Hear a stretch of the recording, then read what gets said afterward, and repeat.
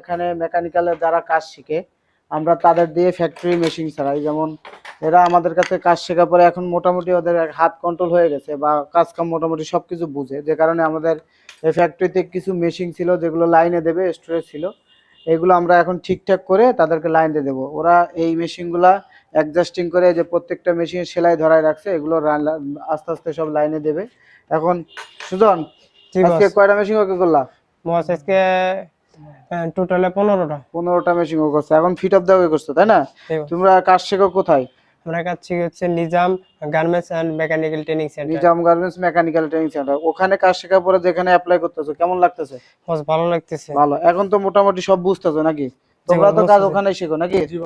এখন তোমরা যেখানে কাজ শিখতেছো ওইখানে শেখার পরে গার্মেন্টসে রানিং কাজ করতে পারতেছো, তোমরা এখন কেমন লাগতেছে? খুব ভালো লাগতেছে। ভালো, খুব ভালো লাগতেছে। এখানে কাজ করলে তোমরা রানিং সমস্যাগুলো সমাধান করতে পারবা, ঠিক আছে?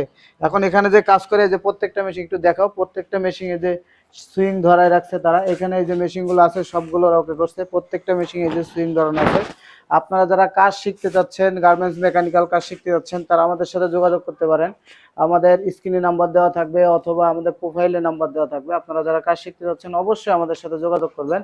আমরা ওই ট্রেনিং সেন্টারে কাজ শেখানোর পরে রানিং সমস্যাগুলো সমাধানের জন্য এই যে ফ্যাক্টরিতে নিয়ে আসি। ওকে, যারা কাজ শিখতে যাচ্ছেন অবশ্যই আমাদের সাথে যোগাযোগ করবেন।